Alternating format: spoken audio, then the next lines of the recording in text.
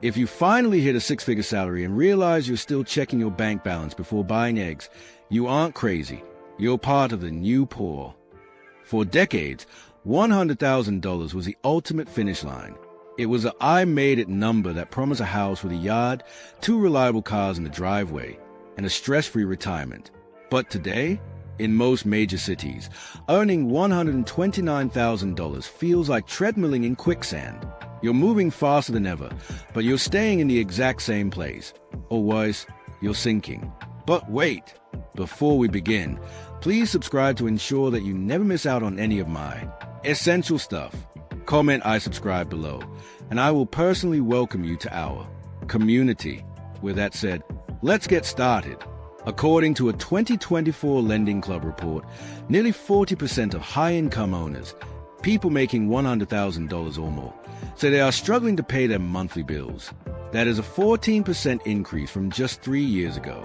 We've reached a terrifying breaking point where the six-figure life is nothing more than a hollowed-out shell. But why is this happening? Why does $129,000 feel like the new $40,000? To understand this, you have to meet Sarah. She's 34, living in Denver, making exactly $129,000 as a senior marketing director. She did everything the system told her to do.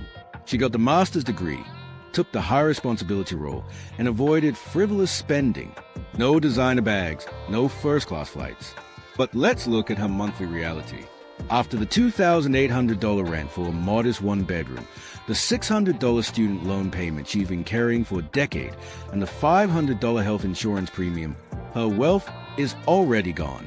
Add in the soaring cost of lifestyle basics, the $150 grocery trips that only last 3 days, and Sarah's palms sweat every time she sees an engine light pop up on her dash. Her knees literally felt weak last Tuesday when she realized her emergency fund wasn't a savings account. It was just a credit card with a $2,000 limit.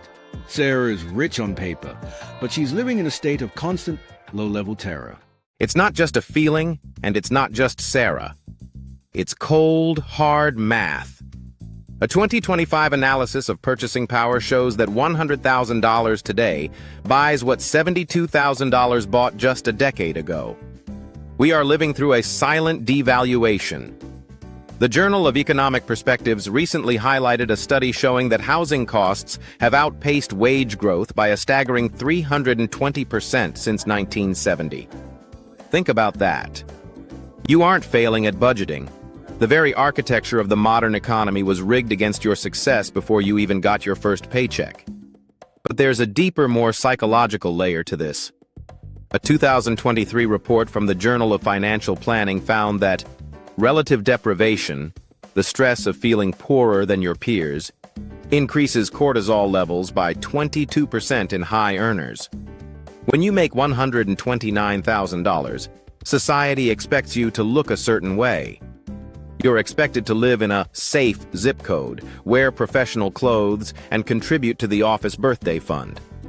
But the cost of admission to the middle class has become so high that there's nothing left for the person paying the ticket.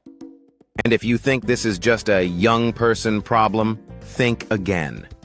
If you think it gets easier when the mortgage is finally paid off, you need to hear about Arthur. At 68, Arthur thought he was set. He retired with what he called a safe $1 million portfolio. But he didn't account for the ghost tax. This is the medical inflation that the CDC reports has risen 3 times faster than the standard CPI.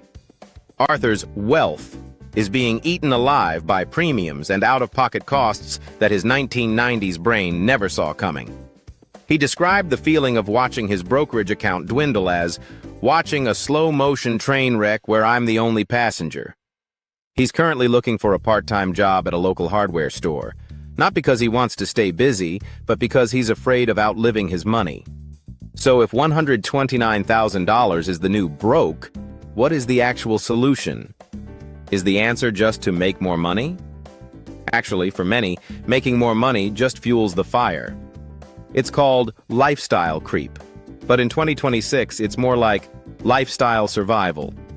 When you get a raise, your taxes jump, your insurance goes up, and the cost of the better neighborhood you move into swallows the difference. The real answer is a radical shift. the Rule of 30. Forget the traditional 50-30-20 rule. It's obsolete in this economy. In 2026, survival for high earners requires capping your absolute fixed costs, rent, car, utilities, at 30% of your gross income, regardless of the neighborhood status. This is the part that hurts.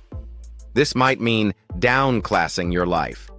It means driving a 10-year-old Toyota while earning $130,000.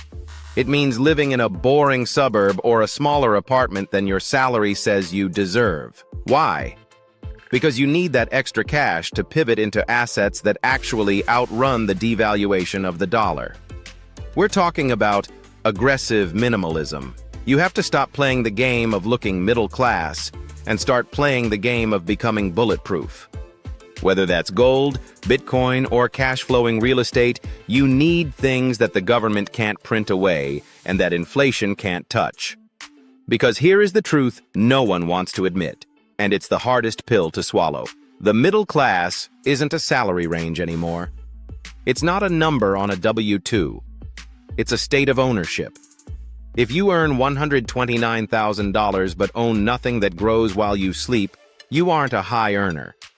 You are just a high-paid servant to your own overhead. You are one corporate restructuring, one medical emergency, or one market dip away from total collapse. There is a hidden danger in the six-figure salary. It gives you the illusion of safety while you are standing on a cliff edge.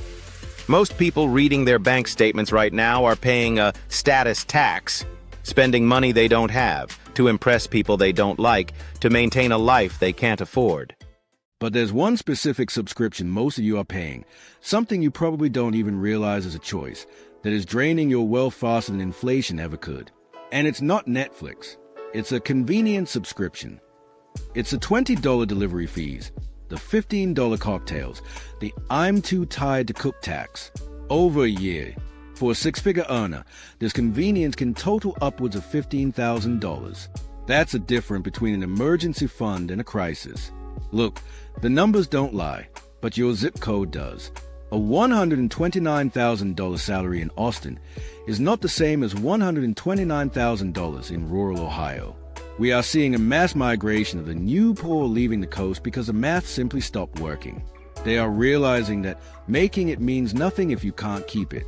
So, I have to ask you, is $129,000 a rich salary or just survival where you live? Does hitting that number feel like a victory, or did it just reveal how expensive the world has actually become? Drop your city and what you think a comfortable salary actually is in the comment below. Let's look at the real-world data together and see who's actually winning and who's just running in place.